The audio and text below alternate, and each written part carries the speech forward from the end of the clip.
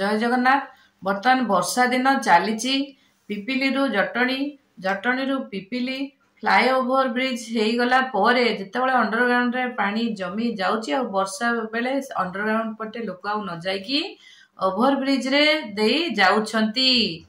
सेही over bridge रो तो एबे नुआ ओपनिंग हेइथिबा ई ओभर ब्रिज रो फाळे फाळे गोटे गोटे ठा उठी गलानी एवं गोटे पट रास्ता को गाई गोरु माने देखंतु केमती कब्जा करी रखिचंती। आ गोटे पट रास्ता रे एपुटू जाउची गाड़ी सेपुटू आसुची गाड़ी। वर्तमान वर्षा दिन आपण माने आपण मानक गाई गोरु मानकू घरे बांधिकी रखंतु, जम्मा भी बाहर को छाड़ंतु नाही। काहींकि ना रास्ता एते भी चौड़ा नुह जे जहा फल रे गाई गोरु गोटे रास्ता रे सोई गला परे आउ गोटे रास्ता रे भी आराम से जाई हबो, सेमितिया चौड़ा नाही। दुर्घटनार लोक माने सम्मुखीन हेबे।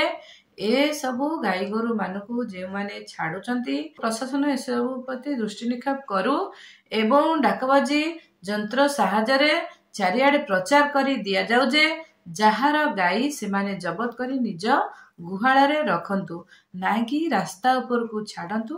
रास्ता ऊपर को आसिले गाई माने रास्ता ऊपर ही सोई पड़ुचंती। जेते हॉर्न बजेले भी से माने सुनु नाहांती कि उठु नाहांती। एहा फल रे लोक मानकर विराट विराट एक्सीडेंट हबो।